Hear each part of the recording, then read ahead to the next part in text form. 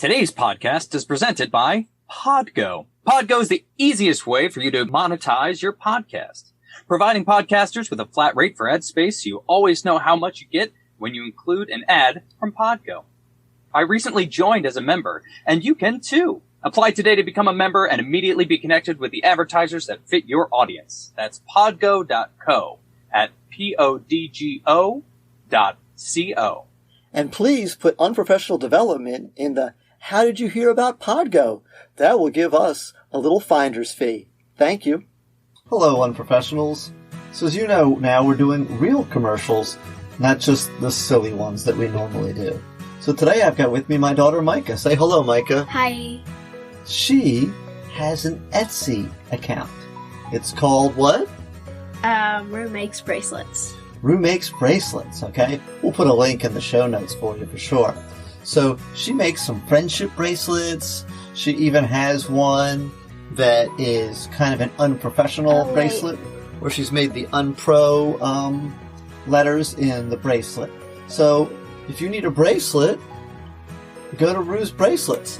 Anything else you want to say about your bracelets? No. Okay.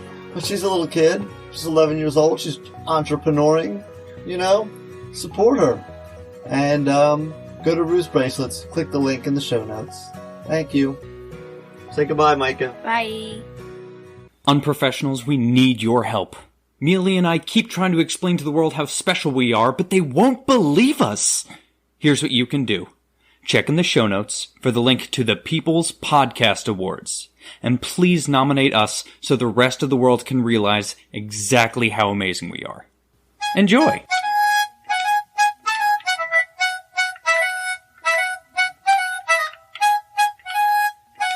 Well, welcome, ladies and gentlemen, to an exciting episode of Unprofessional Development. So I'm Tudisco. And I'm Mealey, and we have with us Joshua Buckley. He is from the Punk Rock Classroom, okay? Hey, gentlemen, how you doing? It's good to be on the show. I appreciate it. Good to hang out, good to do this little back and forth with y'all. I'm excited for it. Thank you. So Yeah. So this is going to be like released on both places, and we're going to talk about each other's podcasts, and we're going to talk about teacher stuff, and whatever else we end up talking about when we go down random rabbit trails, and that's what we're going to do it. So Josh, tell us, give us the elevator pitch on Punk Rock Classrooms, how you, a teacher in Arizona, met a principal in, I think, Illinois, and your love of jumping around and spitting, I think. That's what punk rockers do, in my opinion. Not as much spitting anymore, but lots of jumping around.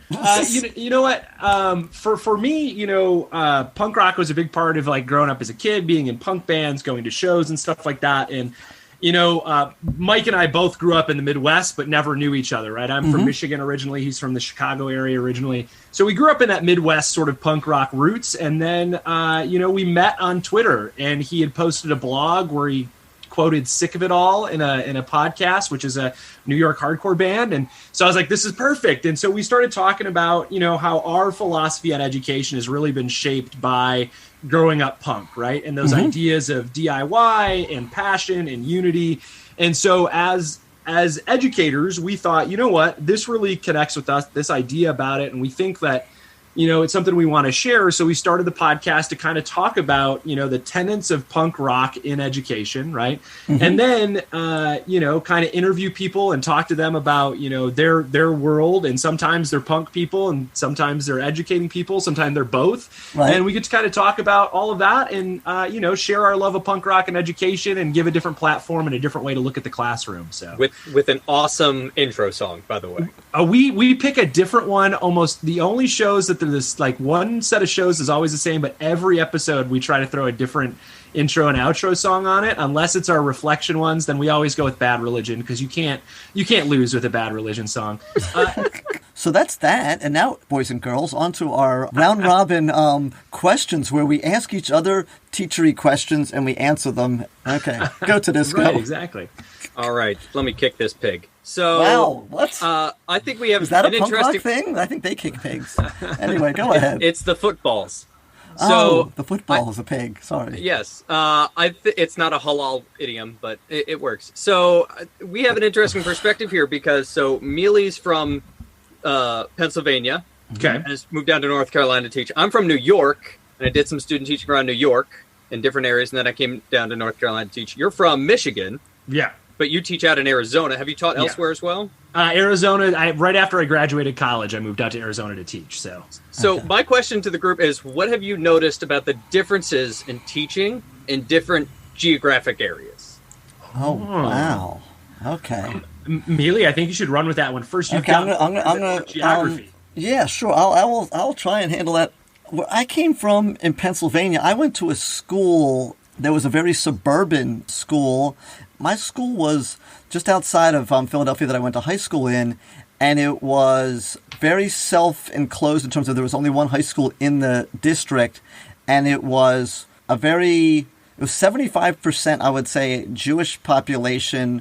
There was a very heavy, it was children of professionals, whether they be accountants or doctors or lawyers or, business owners. And an affluent area? It was, even though I was like the child of a high school teacher, and I don't know how we managed to live in the same area because my mom was a stay-at-home mom and my dad was a high school teacher, wasn't making like a ton of money, but we managed to scrounge by. We didn't have a lot of like great things on, the cars we drove and all that, but we still did okay.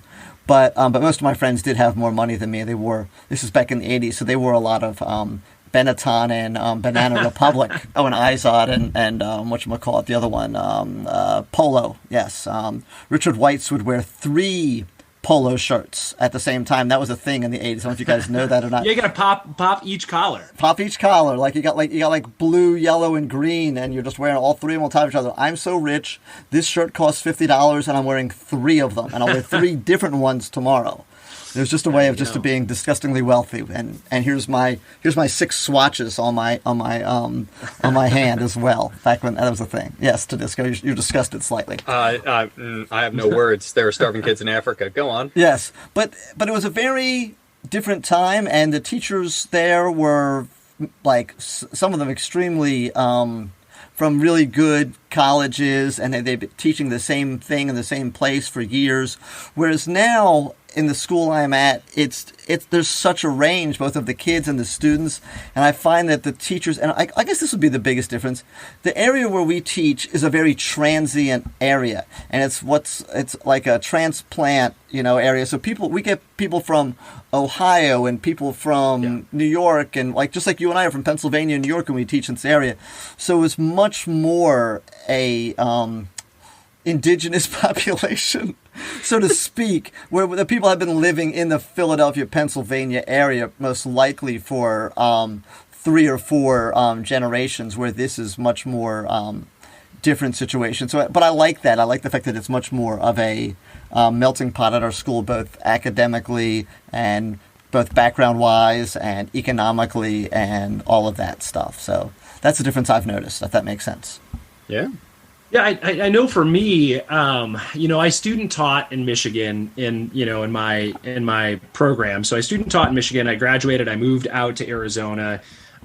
Standards were way different, right? So like the Michigan standards, I'm a social studies teacher. So the Michigan standards were very like open-ended and teach about good leadership through history. And it was very sort of like, you did whatever you want, right? Like you're a teacher, we trust you to teach, right? Mm-hmm. And then when I moved to Arizona, it was the beginning of the age of No Child Left Behind and all of that. So our curriculum was super specific when I moved out here, and I moved and taught in a very the largest school district in Arizona, has a lot of compared to our neighbors, has a lot of resources, and so everything got, Mesa, I believe teach in Mesa, Arizona. So everything got Mesa-ized, right? And so there would be here are the terms you need to teach this unit. Here's the, your scope and sequence for this unit. Here's how many weeks it should take. Here's the big topics. So everything got real sort of do whatever you want to sort of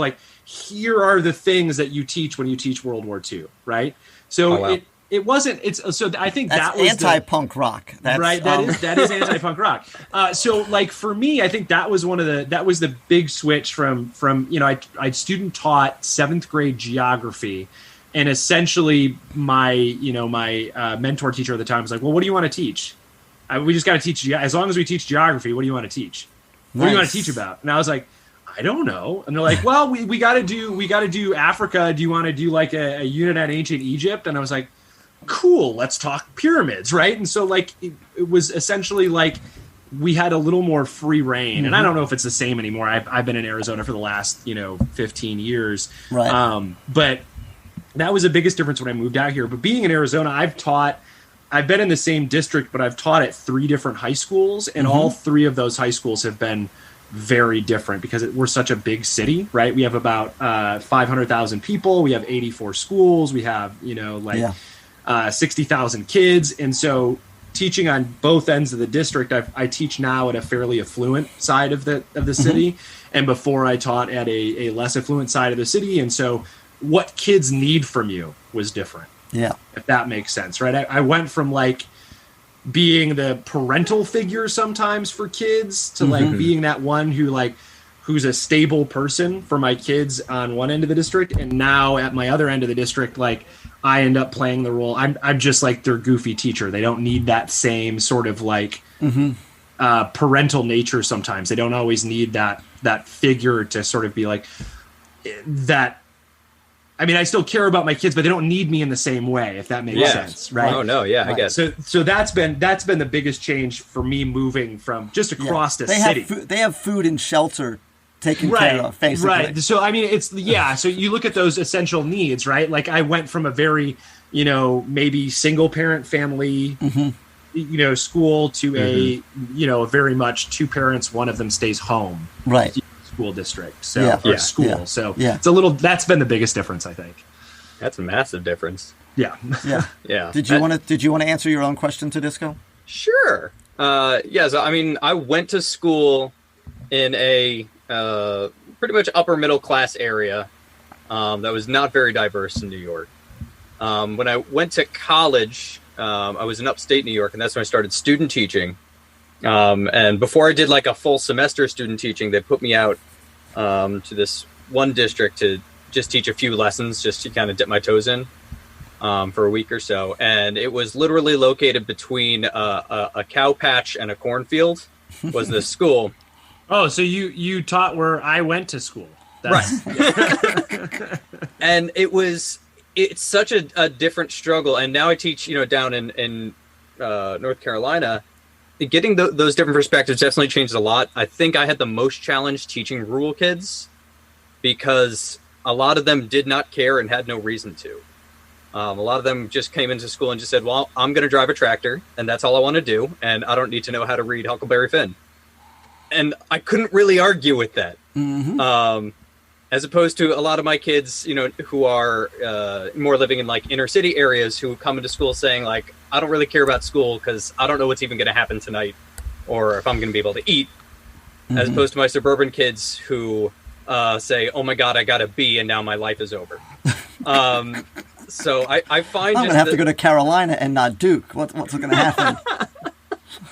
and at that point, just be homeless. I mean, just give up. So, right. It's the struggles of the students and the priorities of the students, I find, is the thing that changed the most for me. But I also don't have that same, temporal periphery. So, like, I never started teaching before No Child Left Behind. I don't know what it was like back in the Wild West. Freedom. I think it'd be fascinating. Sweet freedom. To this Which one is freedom again? I forget. Well, it isn't free. I know that. That's what country music taught me. I was going to say, oh my goodness, I thought you were going to quote Janis Joplin. But anyway, but to this, I will say this, though, just kind of like tying it back to the thing and related to what Josh was saying as well, is to them, it's a really big need. You know what I mean? Like when you have your food and your shelter met, you know what I mean? And we've all dealt with our first world problems, whether it's like our phone battery doesn't charge or our internet's out or whatever it is. There are no towels at our luxury spa that we go to. But I have to walk to my private jet? God. But to them, it really is a need, and part of being a teacher kind of is, whether it's helping them get perspective on the fact that, dude, like, the fact that like your iPhone is like 2 generations old as opposed to like the one that came out this December is not that big a problem, right? But really, I think you're right. Is that we help our goal is, as teachers is like, what is the help they need? And that's what, you find your kids where they're at and you support them in that way and go, my kids at Red Mountain need me to be someone who is level-headed and shows them different sides of the world and who exposes them to stuff. And, my kids on another campus needed that in a different way, but they also needed someone to be like a bigger caring figure for them sometimes. So, Right. Alrighty. So I've got a question here. Okay. Right. I've been wrestling with this one myself, and I do not actually have the answer. Ooh. Okay. The answer is C. Locking it in now. That's true. 42. That's So it's basically the work-life balance question, but it's a little deeper than that. Okay. I have no work-life balance, so I'm excited to answer this one. So, by the way, this is my desire. I want to put this on my email, okay? Maybe not, I'm going to give you the snarky version. I'm sure there's a less unprofessional version of this. But this is what I want to put on my email every Friday at 3 o'clock or whatever. Hey, if it's a real emergency, dial 911. It's the weekend. Why are you emailing me? I will look at this on Monday. That's what you should do as well. It's going to be okay. Stop it. Because part of me, and so here's what I want to know is how do you win the battle between wanting to have good lessons and not wanting to just burn out and just spend like your evenings and your weekends doing things that you are doing because you love it and you have a passion, but you're like, this isn't, but there's the part of you that says, this isn't right. This isn't how this should be. So I think that's gotten a lot harder, right? I think in the world of, we started the year in remote land, right? So we started the year teaching August 4th in the remote world. I have never planned so much in my entire teaching career. Like I've never had to do as much planning because I've been teaching the same subject, econ and government, for years, right? So if something came up and like I wasn't able to get something together, I could walk into my classroom and be like, all right, guys, this is what we're talking about today, and then just roll with it, right? Right. I could flip it, and I had like a myriad of different things I'd done to teach that subject different times. You've got tools in your tool belt. Right. I got enough tools in my toolbox, right? But now everything's online. So I was my wife is a high school principal. I'm a high school teacher, and like I'm spending my Sundays when we were in remote land every Sunday getting all of my stuff together for the week. Because in my brain, I was like, well, everybody's remote. I want to give my kids everything on day one. So if for whatever reason they need to work ahead, for whatever reason they don't need to work ahead, whatever it is. So like I could build their week for them because we were only seeing them virtually 2 times a week live. Right? Okay. Oh, wow. So we were doing two lessons a week on like Zoom, right? We're using WebEx in our district. So I tried to build everything out on the weekend, and it literally took almost all of my day, right? And that sucked. And I agree with like that email piece of it. So not only am I a classroom teacher, I teach part-time in the classroom, and the other half of the day I serve as my union president, right? So I'm the local teachers union president. So the rest of my day is emails and phone calls and HR meetings and all that stuff. That sounds horrible. and like, so my email is on my phone, right? Because I have to be able to get to it. So there's no escape, and that leash is short. There's no escape because no matter who emails me on my school account, I'm going to see it. And like, I have to prioritize in my mind, like when I'm going to look at it, when I'm not going to look at it. And that's tough. It's tough, especially right now as we're dealing with all of the COVID-ness of school and everything seems to be an emergency right now. It's tough to set it aside. So I don't know that I have a way to do it except to go like to do a podcast for an hour where I don't look at my phone. Like, that's the saving grace right now is to go like, my wife and I were watching TV yesterday. She's like, well, just check on your phone. I'm like, I put my phone way over there so I can't check it. Right? Like that way I don't look at it. Yeah. How long have you been union rep? This is my fourth year as president, my fourth and final year as president. And to give you a flavor, I'm termed out after this. So to give you a flavor of what my 4 years have looked like, we did a statewide walkout in my first year. Oh, wow. Our superintendent retired, and we had to go through the process of hiring a new superintendent. That superintendent was let go. We had due to cause, right? Yeah, apparently, yes. Yes, we had so that's two super. We had one superintendent retired. We hired a new one through that process. Mm-hmm. That new one resigned, right? Yes, for cause, and then we had to go through hiring a whole new one, and then COVID hit. So it's literally just been everything that you can think of that you have to like navigate. And so my email is always open. And ballpark, in those 4 years, how many cell phones have you thrown against a wall and broken? I would lose it week one. I try not to throw my cell phone. I have two of them. That's my life. I have my office cell phone and then my actual cell phone. The Walter White setup. I try not to. That way, look, I don't want people calling my real phone with union stuff. Like I want to be able to answer. I want to be able to answer that one freely. And at the end of your 4 years, you want to be like, that's it. There's no Viking funeral. No one has my number on that one. You know? This one's going away. Yeah. Right. Yeah. So Tudisco, what about you? What do you think? How is your work-life balance doing? I didn't know I was supposed to have one. No. I've gotten a lot better, actually. I told this joke on our blog. My first year teaching, I would work 12 hours a day. Like I'd be there at 8. I'd leave about 8. And there was a student who was talking to one of the team teachers next door. They're like, Mr. Tudisco really needs a dog. And the teacher's like, what? She goes, yeah, he needs something to go home to. He just needs some reason not to be here. And the other teacher's like, yeah, or he could get a girlfriend. And, and the student goes, yeah, he needs a dog. So I was a workaholic for my first, 3-4 years teaching. And there were times when I had 5-6 jobs going. And it was insanity. And so I think I found my work-life balance just realizing that when I burn myself out, it doesn't serve anybody. The thing that was driving me for so long was guilt, right? It was, man, I'm going to feel awful if I don't get this graded. I'm going to feel awful if this lesson doesn't work out. Mm-hmm. But I mean, it took me years at least to get perspective enough to be able to back up and say, if I do this, I will get so burned out that by Wednesday, I'm not going to be a good teacher. Yeah. Right. So there's not going to be a good point in working forever on a great lesson on Thursday because I'm not going to be the one showing up. It'll be burned out me. I think that's a really big piece of the answer. That's something that I have definitely found is that I have to go, you know what?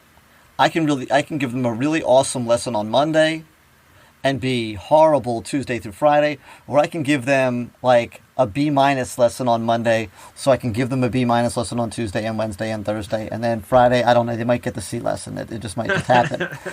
And I think we've mentioned this multiple times on this podcast, but it bears repeating if this is your first time listening.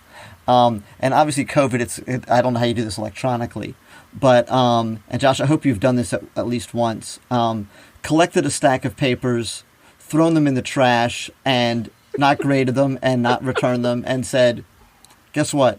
That's okay. I think part of it too is sometimes we give stuff just to not that the activity of doing it isn't important for kids, but does it need a grade? Right. Right. Learning doesn't need a grade attached to it. So I think that's that thing you learn a while after you've been in the classroom is you go we can do something and I don't have to give you points for it. Yeah. And kids don't ask me anymore about it. Right? Because they just know, and I'll have kids go, what do you want me to do this? I'm like, oh, that was just for us to talk, so you can throw it away now. Yeah. It's we don't, that was for you to collect your thoughts so we could have a discussion. Yep. And so if I needed to check to make sure you were paying attention, I could call on you and you could answer for me. But I don't need it. I'm like, oh, okay. I'm like, that's going to happen, guys. I'm not going to collect everything. I can't. Right. There's no way you can grade it all. If you want a cookie every time you do an assignment, then you're not going to be self-motivated. That's all there is to it. No.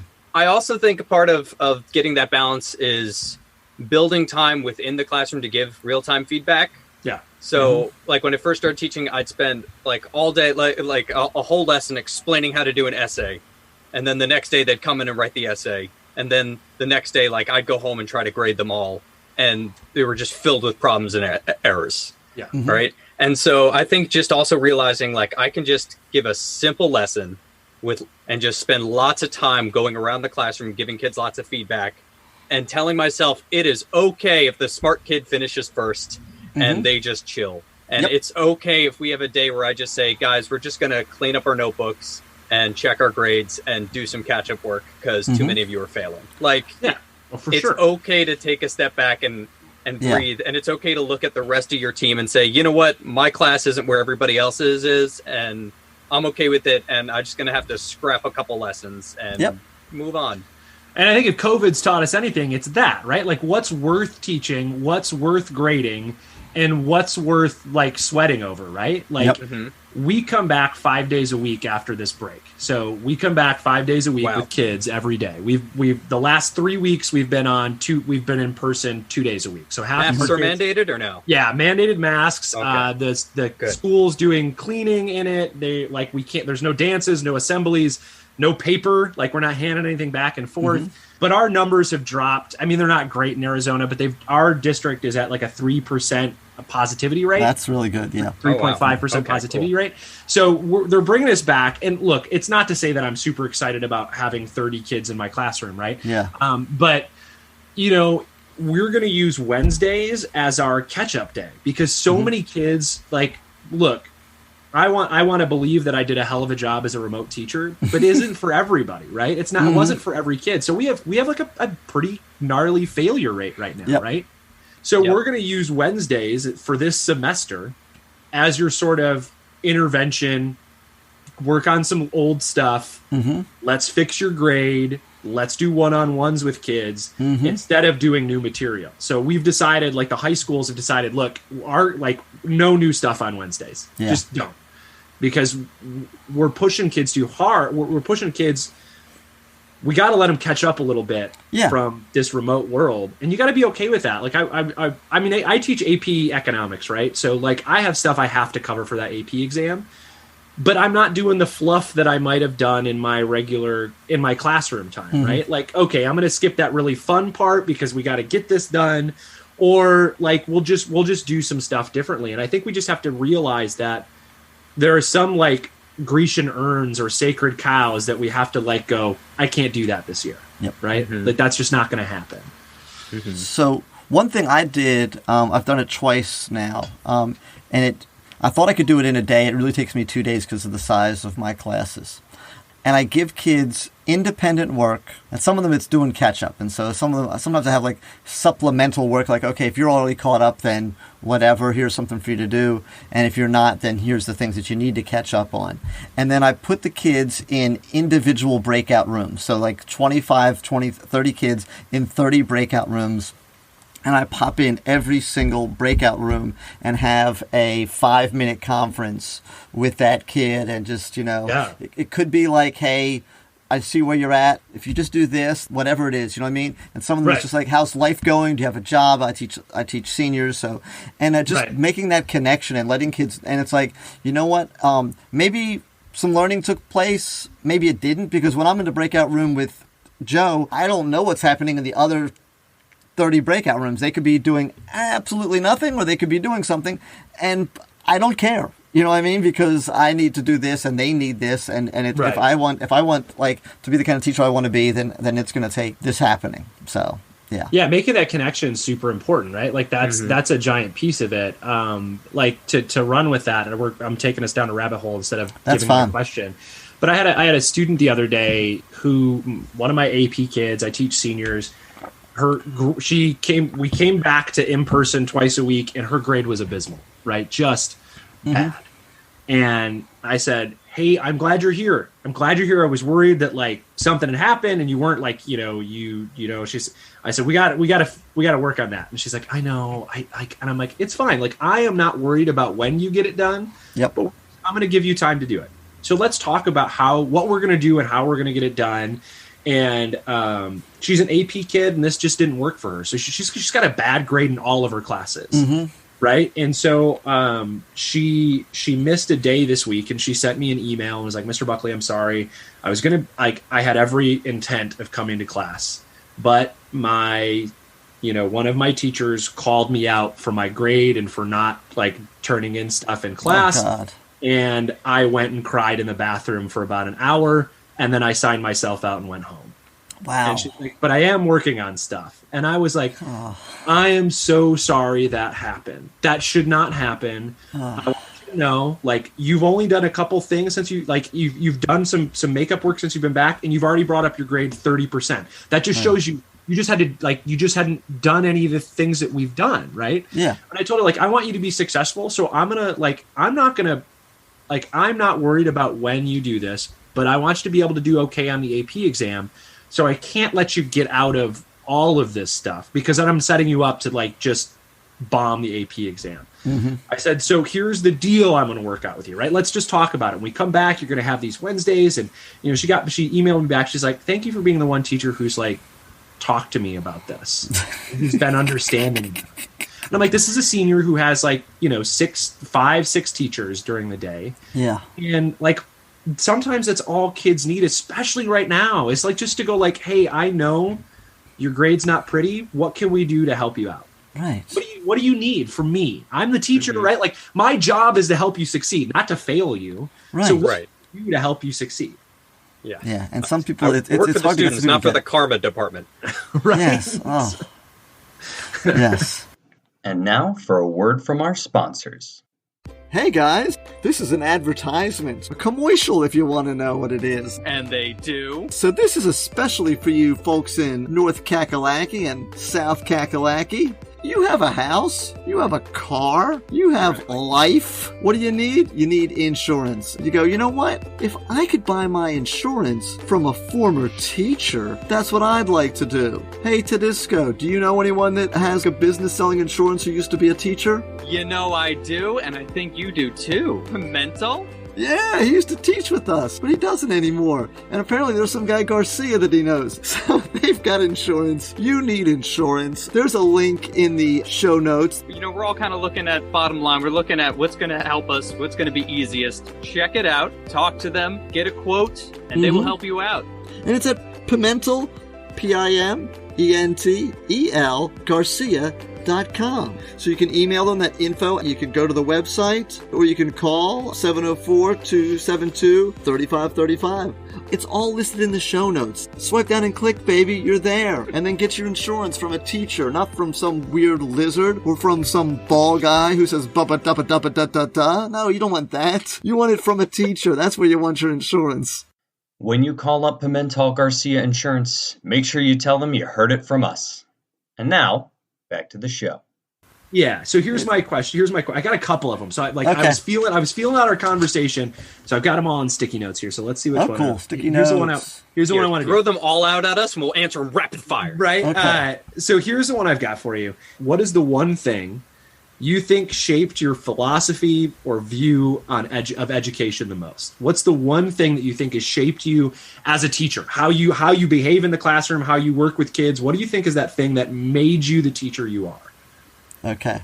I'm asking the tough ones. I'm going to go to Tudisco if not. Oh yeah, go. I'd have to think about that one. So I'm just gonna give a couple shout outs here. So it's Neiman, who is a guest on our podcast. It's Snyder and Bacon. Okay, so these are, and that's not the food, it's a teacher's name. These are 3 people that I just happened to be fortunate enough to come into contact with, and none of them realized when I told them later that they were my mentors. I came to talk to you about something once because I was frustrated or upset or confused or whatever it was, and you gave me wise advice.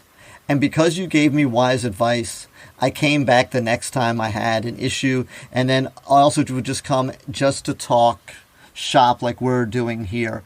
And I really encourage you, if you are a young new teacher, you're in your first 3-4 years, find someone that listens to you. Schools assign mentors, and that rarely works very well because, you know what I mean? And and maybe at some point I will be a good mentor. I would hope I would be. But if you assign me someone, it's probably not going to work that well because I didn't pick them, they didn't pick me. But it's like a box that schools feel they need to check because, there's a new teacher, they need a mentor. Yes, they do. But they need the mentor that's the right one for them. And so and so there's so many things that they told me about what was important, how to talk about with like relationships with kids. Talk about the grading and the giving them time. Bacon was a huge person who had this philosophy of letting kids redo stuff, and it doesn't matter when you learn it, as long as you learn it, then that's fine. Yeah. And I bucked against that when I was first told to me. I was like, what? No, that's not how life works. You know what I mean? If I'm late on my power bill, they cut it off and and all these sort of things. He's like, really? You've never been late on your power bill? You've never been, I'm like, well, no, I guess it's sometimes like an extension or whatever it is. And he's like, and plus this is like a kid and they're trying and they're learning, and your goal is for them to learn.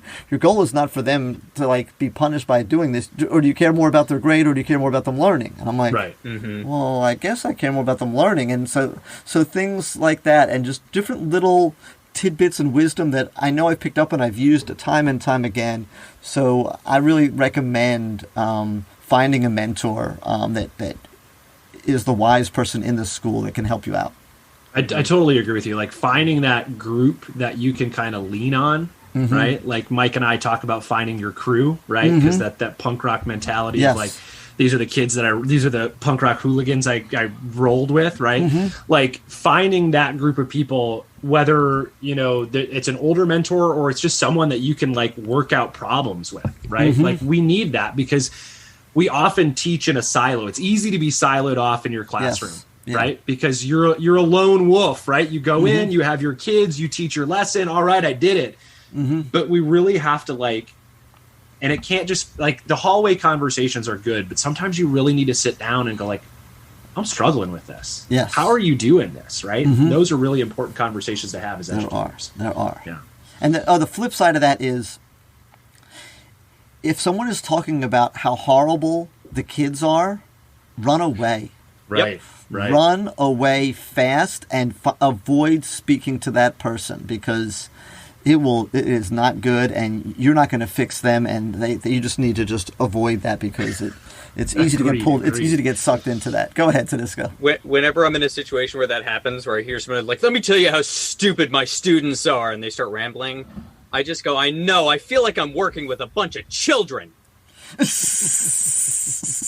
Yeah, they're dumb. They don't know how to be smart. Sounds like they need a teacher. I can't. Honestly, it's like if when you see somebody win an Oscar and they're like, who do I thank? Who do I thank? Like everybody, right? Because I'm just a conglomerate of the efforts of a bunch of people who, worked hard to take care of me even when, they had other better things to do, especially the other professional teachers. But I'll say the people who helped get me on the journey. I remember 3 teachers very distinctly in school. I'll only name one of them. So there was Mrs. Weil, who was my 11th grade English teacher, whom I loved to death. And she was so passionate about poetry and about English, and her passion was just so contagious. I couldn't tell you a single lesson she did. Looking back at it from a teacher perspective, I don't even think she was the best teacher I ever had, because I can't tell you a great graphic organizer she shared or an awesome project we built. But in reality, do you need when's the last time you used a great graphic organizer in your normal life? Exactly. And so, but she was one of the people who talked to us like we were adults and just shared a passion and just showed us hey, look, this is something you could really get into and it's awesome. And we got into it as a whole class. And, oh man, that was great. So I always wanted to aspire to be more like that. She never had to yell. She never had to raise her voice. She never had anybody disrespect her, because the rest of the class would just shut them up. They just go no, let's go back to listen to Mrs. Weil. And then the other 2 teachers I had were absolutely god-awful. And I think every day about how students probably still have to deal with terrible, terrible teachers and really need somebody in their corner. And so when I have kids who are acting up or disrespectful or not caring about school, I just think maybe they have teachers like my old chorus teacher, who once called me because I missed class and put me on speakerphone in front of the entire choir so they could laugh at me. God. Or my old 7th grade English teacher who would gaslight me and tell me that her awful actions were because I was irresponsible. That there's a lot of really bad teachers out there. You know, there are people who become teachers because they love kids, and then there are people who become teachers because they love the power trip. Yeah. Like, just to be honest.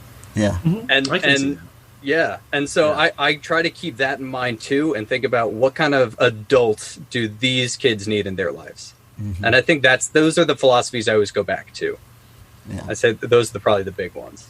Yeah, you know, to answer my own question, just to kind of bounce off both of you, I think that idea of like, I had that same experience where I had some really great teachers and then other teachers, and being that punk rock kid, and that sort of like you just have built-in defiance, right? Like that's just like the role of punk rock, and you go like, well, I can do that better, right? So I had teachers, and I was like, well, I can do this better, right? And so, like for me, when I went to go be when I went to school, I was going to go to art school.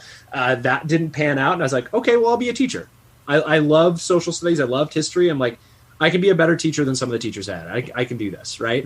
But then I had great teachers. My art teacher, I had her for 4 years, right? I went to a really small school, right? You got to remember, like, I graduated with 70 kids. So I had the same art teacher for all 4 years. She taught the art class and the graphic design classes I took, like 4 years of school. Then my band teacher that I had from 4th grade to 12th grade, right? Wow. And I think about those two teachers, and so in your town, the mayor also drove the school bus, right?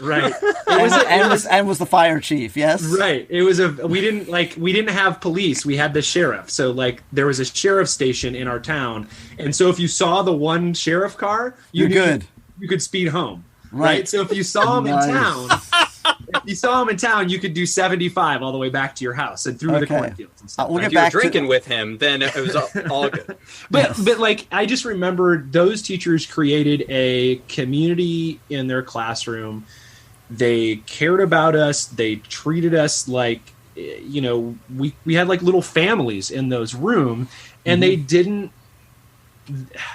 Being a high school kid, they called us on our bull crap in the best way, right? Not like called you out in front of people, but wouldn't let you get away with being like, it would always be a like, all right, come on, let's talk about why this like, right. So you're holding you accountable, but they're not they're not putting you on blast for it. The most devastating thing I say to my students is usually, "You're better than this." Yeah, there you go. And just them going like, "Yeah, I am." And it's the amount of times I will say something to a kid, and the kid will be like, "You're right, Mr. Buckley. You're right." Like that's the conversation. And so, like for me, that's what I try to carry into my classroom is like building those communities. And although I don't teach an art, where maybe that's a little easier to build that community or that culture of caring or whatever it is, because you don't have a test tied to it. You don't have, you're an elective teacher or whatever it is. But for me, like those are the things I try to pull into my classroom. And I think it's that same thing that I've mentioned it before, that idea of like growing up a punk rock kid, like that acceptance of the misfits in my punk rock scene is sort of like, as a teacher, I'm going to accept all of you. It's like you're my island of misfit toys. So let's hang out, let's learn some economics, and let's do it in a fun way. Like this doesn't have to suck. School doesn't have to suck. So let's not let it, and that's essentially like where I built sort of like what the teacher I want to be comes from. And if I could take a moment and praise your philosophy, I also like the idea of the punk rock classroom, because one of the main tenets of most punk rock is just looking at things and going, why does it have to be like this, right? Which is a question so many teachers and so many admin hate to ask and answer. Ask the question. We have to do it this way. Why? Yep. Question the authority, like especially if you're the authority figure. Like all the time. Why do I have to do it this way? Yes. One of the things I'm bucking against now is I guess because standard-driven teaching is like this, this new mantra that you hear, so forth. And it'll fix everything. It'll make everything better. And I'm like, hey, by the way, I don't know if you know this, but like some old guy in some building somewhere wrote this down. Like this standard is not like, it's only a standard because someone wrote the word standard before they wrote it down. It's not really the standard. It's like a standard that someone decided was a standard. Sure it's not taken from the Bible. Moses did not come down with the standard tablets. The standard tablets. And here's this one's for English and this one's for history. And it says students will be able to. Right, exactly. And I'm like, so guess what? If there's 30 of them, that I'm going to teach for the year, and I teach 20 of them, and these other 10 I don't teach, guess what? It'll be okay. So, you know what I mean? And guess what? If I teach something that isn't covered in those 30, that'll be okay too. And the guy that teaches in the room next door that teaches all 30 of them isn't doing a better job educating children than me. He is not. Yeah, just because he said the standard doesn't mean I think we're again, just to flip back to this idea of what we're going through right now. Like, we have everybody worried about the loss of learning that kids have, and I'm not saying that there isn't some learning loss that's happening, but at the same time, those are man-made benchmarks that we just decided this is where you need to be right now. Right. Well, guess what? We can move those. And that doesn't mean that we're not holding kids accountable. What it means is that we're being flexible to the situation we're in. Right. And when we're not in a pandemic, let's ratchet it up a little bit and see how far we can get then, right? But we have to go, like, in normal circumstances, sure, this is the standard, this is the benchmark, this is where kids are supposed to be. But it's not normal right now. So why don't we just give some flexibility on what we think we're going to be able to accomplish in the world we're in right now? But without those benchmarks, I'm pretty sure we still landed on the moon. and this is, and you can take it as you will. And I'm saying it in love. That kid that's struggling and that you say needs to get all those things so they can be successful on the AP test. Part of me is like, who cares if they bomb the AP test? Well, that's the other thing too, right? I told her, like, if you want to be successful, I want you to be successful, but like. That's, and I'm like, we're going to work out whatever we're going to work out for you to get a better than an F right now. Right. But I don't want to. Looks different. Right. And I told her, like, I don't want to deny you the ability to get a good grade on the AP exam if that's what you want. Right. So if that's what you're aiming for, this is what we've got to do to get there. Right. That's why I also told her, like, I'm not asking for it tomorrow. Right. Right. And, we just finished our first quarter, and I told her, I said, your first quarter grade is going to be ugly. It just is. Yeah. But that's okay because you're not your grade and you're not the schoolwork, and that's fine. But we're going to work on it and we're going to figure it out. You know, it's okay. Yeah. So, what I want to do here to kind of like wrap it up, Josh, is we like to tell funny teacher stories at the end and hear funny things that have happened from the classroom, or it can be like anywhere, just like an amusing anecdote that you have. And Tudisco, we're gonna have to bring some as well if you can pull one out of your thing. So I can go first if we need to, or Josh, if you're ready, you can go for. Yeah, I can go first. This is more. Is it funny or embarrassing? So here, okay, I'm gonna tell this one. Cool. I got my very first year teaching. My very first year as a teacher, I come in October because I moved to Arizona thinking they would start school at the same time as everybody else in the United States, but I moved here in July and they started school like the next week, and so I was like, okay, it looks like I'm not starting this semester, right? So I got hired in October, my very first year teaching. I'm, doing review games. I'm doing all like putting everything on 10, making sure I'm getting everything right. Yes. We're doing a review game. I've got my my 11th grade U.S. history kids. I have a couple of seniors in there who made some bad choices earlier in their career, right? Yep. One of them, while we're playing the review game, right? Like every team sends one person up to the center table. It was a game where they all had a fly swatter, and whoever hit the the fly is the one who got to answer the question, right? So nice. I'm concentrating on them. I'm asking the question, and a blur goes across my room and tries to do a backflip off the wall.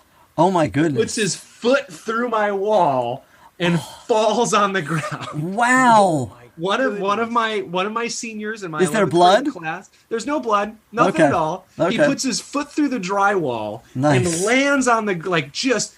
Boom, hits the ground. I'm like, what are you doing? And so I'm like, okay, what do you do, right? Like, I'm a first year Right. teacher. This isn't you don't get this. You get like a kid, a kid is verbally defiant, not a Right. kid tried to do a backflip off your wall and put a hole in the wall. Right. So I'm like, I don't know what to do, right? So like, I was like, okay, right now, hallway, right? And so I take this kid out in the hallway. I'm like, what is going on? He's like, it's so-and-so's birthday, and I told him his birthday present, I was going to do a backflip off the wall. I'm like, what? What? Nice. Your birthday present for your friend was trying to do a backflip off the wall during class. He's like, yeah. And I was like, we have to go to the office, right? You know that's where we're at right now.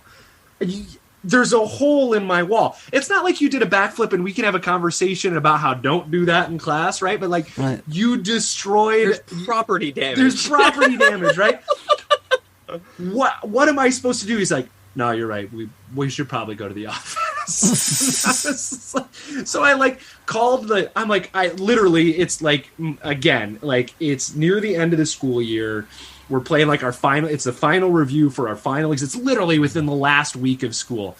So like I call my teacher in our office to come watch my class.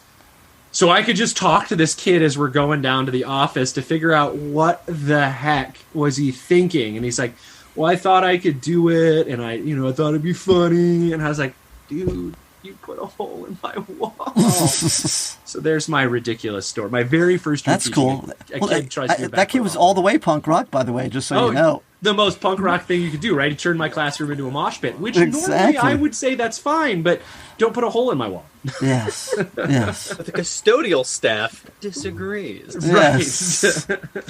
Yeah. So this is a recent one.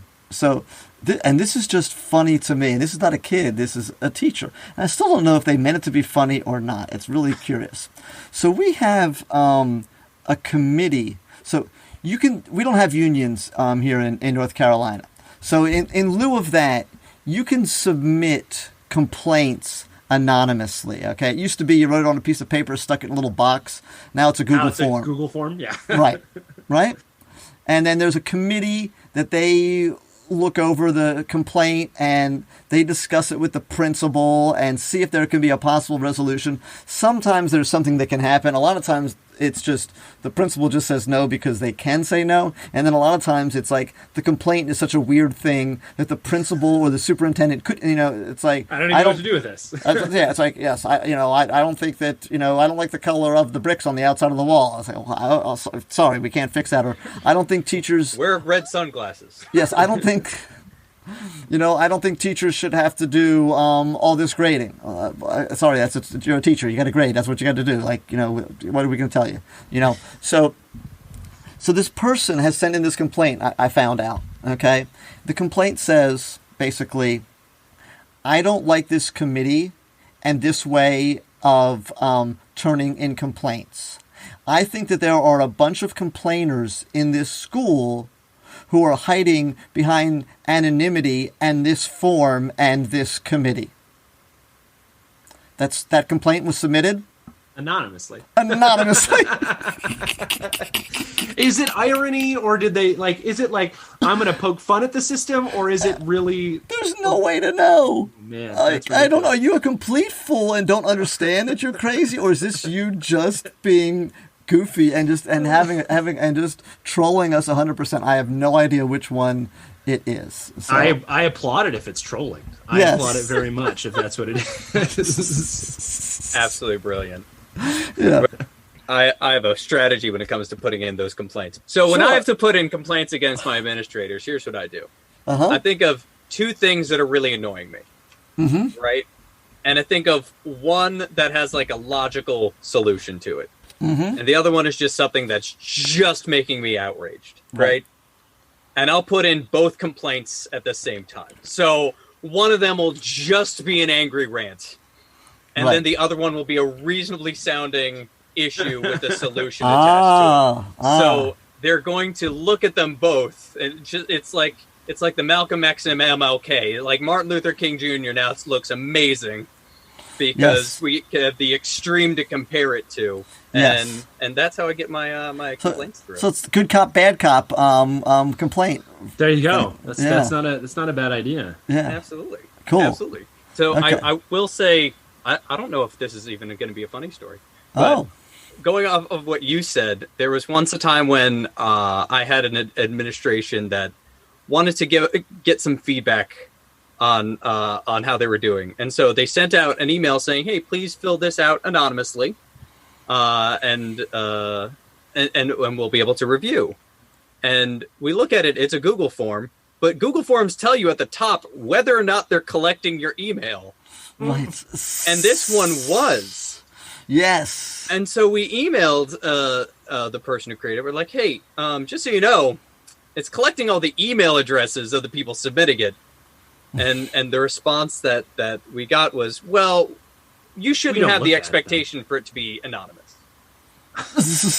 Okay. All right. So what I did is for my team, I collected everybody's feedback and then submitted it all myself and just said, hey, this is the feedback from our whole team. So that way there's some level of anonymity. There you Yeah. go. There you But go. yeah. Yeah, I as someone who has to do a lot of like Google surveys and Google Forms to figure out where people are at on stuff, I always go like, I'm not collecting your email address. Here's why I'm not collecting it. Please Right. feel free to say what you want to say.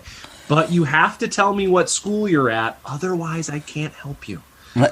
There's 54 elementaries. If you don't tell me which one it is, I can't do anything.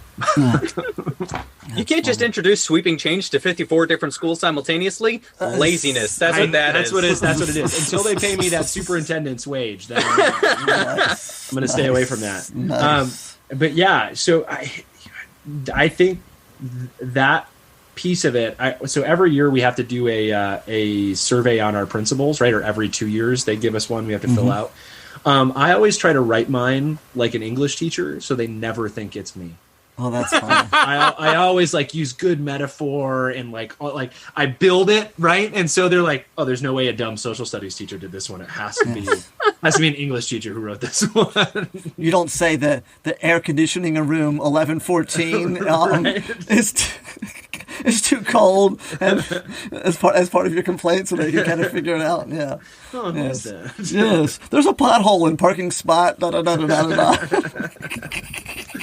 Oh, that's good. Oh. Alrighty, so I think we're wrapping it up here, Josh. Unless you Yeah. have something else you wanted to. No, gentlemen, this was a fun This was a time. blast. This is a good time. I enjoyed it. That was a good time. I hate Mike couldn't be here, so Yeah, we'll be able to. Maybe we'll set aside some time. Maybe we can do this again one time when all four of us will be here, and definitely. We'll talk a little bit about it. That'll be good. But it was great. Thanks so much for doing this. It was good talking to you guys. And Josh, you're at give us all your you can find the we're deets. on. We have our website, punkrockclassrooms.com. We've got blogs. We've got you can find all of the shows and the show notes there. We've got a little merch table you can go to. And if you want to get a rad Punk Rock Classrooms t-shirt, on Twitter and Instagram, you can find us at Punk Classrooms. So we're on both of those. And then you can find me at Josh R. Buckley on both of those as well. So, and we're on every podcast thing. So you search it. We're on Stitcher and Spotify and iTunes and Google, all that stuff. So. And what about, do you have like a band? Do you have like a band website? And are you still in a band? Or what I'm not in a band anymore. I still dabble in guitar and gravelly singing on my own sometimes. So if you check my Instagram, there's usually some garbage songs up there that I've done. So it's that Josh R. Buckley. I was in bands back in the day, but time is something I don't have that much of anymore. Okay. Cool. Thank you, and stay unprofessional. Awesome. Awesome. Thanks so much, guys. I really Thanks so appreciate much. it. All right. Thanks for listening to Unprofessionals. Next week, our guest is Nicole Anthony from Big Brother. And she talks about being a teacher and being a reality star and how those things all work out. So tune in next week to hear more from Nicole Anthony. So we want to kind of talk. So the reason we had you, not that you're not awesome, we wouldn't want to have you on anyway, but this is kind of a teachery podcast. I love that. So we want to kind of talk about pre-Big Brother for a little bit, and your life as a teacher and what that was like, and any funny stories you have from before you became rich and famous, and just, hanging out with Brad Pitt and Jennifer Aniston and Barack Obama and all these other people. I'm definitely not rich, and I'm definitely not famous. I always say, like, when people say, like, you're a celebrity, I'm like, like Z-list. But yeah, the life before, I was, how can I describe it? So I graduated high school, didn't really know what I wanted to do college-wise, because both my sisters went into college and were like, yep, we're going for child study, this is what we want. And I was the one that was kind of like, ooh, I don't know. So I went into college, and I was an undeclared major for a while. And then I said, I love English, I love talking, I love hearing myself talk, I love writing. So I was like, I'll declare English. And as my fellow English majors know, you have that moment of, well, what do I do with my English degree? Mm-hmm. So then there came the moment where I was like, oh no, if I graduate, what do I do with it? I know, I'll declare education. So then I declared education because, again, I love talking about literature, I love explaining it to people. So I thought, like, okay, high school, collegiate level. So I went for English secondary education, which means I can teach 7th to 12th grade English.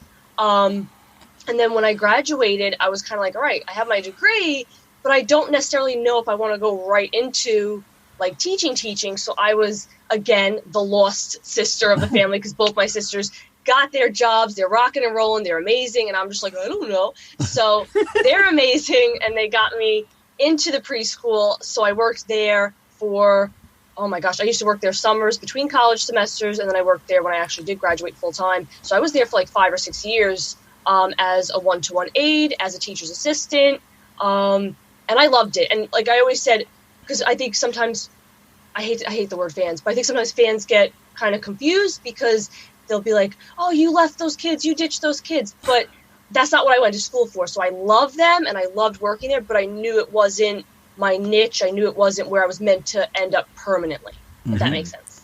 Mm-hmm. So do you still plan on becoming a full-time teacher, or do you just kind of, do you not know, or what do you think is going to happen with that?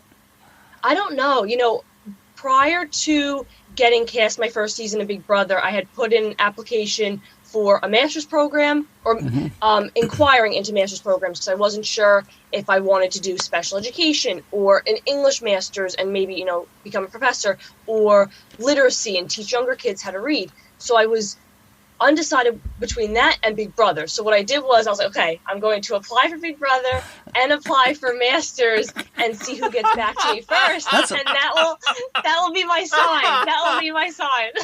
My master's degree is my fallback if reality TV doesn't pan out. So many people have done the exact same thing. I'm just going to become... Yeah. Because I was going to be like an architect, or I was going to be on Survivor. I didn't know which. Whichever one it would be.